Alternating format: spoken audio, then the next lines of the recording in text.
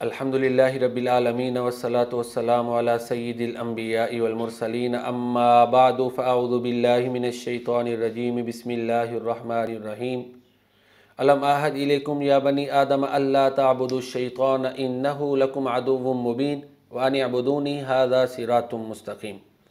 صراط مستقیم جس کا معنی سیدھا رستہ یا سٹریٹ پاتھ ہے، اسلام میں اس سے کیا مراد ہے؟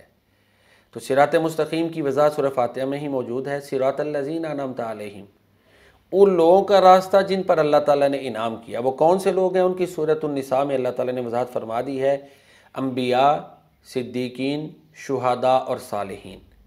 ان کے طریقے پہ چلے گا انسان تو صراط مستقیم پر ہے۔ ایک اللہ کی عبادت کرنا یہ صراط مستقیم ہے۔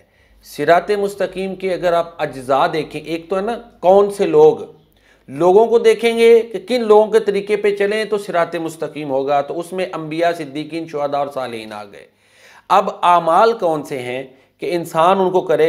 اسلام نے دونوں لحاظ سے اس کی وضاحت کر دی ہے کہ وہ ہستیاں جن کو اسوہ حسنہ بنایا جائے وہ کون سی ہیں تاکہ صراط مستقیم پر چلا جا سکے، اور چند بڑے بڑے اعمال جن کو بندہ کرے تو سمجھ لے کہ وہ صراط مستقیم ہے، تو ان صراط مستقیم پر چل رہا ہے۔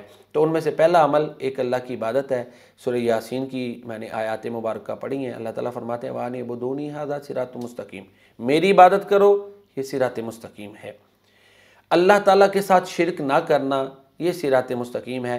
سورۃ الانعام کی آیات نمبر 150 سے لے کے 153 تک میں یہ مضمون موجود ہے، میں صرف ان کا خلاصہ آپ کے سامنے رکھتا ہوں۔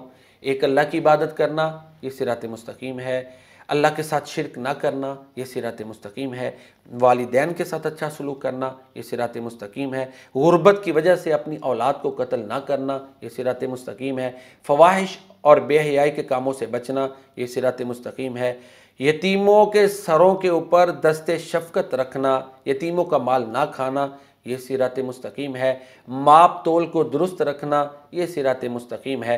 تو نماز میں ہم جب کہتے ہیں نا کہ یا اللہ ہمیں سیدھا رستہ دکھا، تو اس میں یہی چیز شامل ہوتی ہے کہ یا اللہ ہمیں یہ سارے کام کرنے کی توفیق عطا فرما۔ بعض نے یہ بھی اس کی اگر ملخص کیا جائے تو صراط مستقیم اسلام کا نام ہے، صراط مستقیم قرآن و سنت کی پیروی کرنے کا نام ہے۔ اللہ تعالیٰ مجھے اور آپ کو صراط مستقیم پر چلنے کی توفیق عطا فرمائے اور اس پر دوام اختیار کرنے کی توفیق دے۔ وما علینا الا البلاغ المبین۔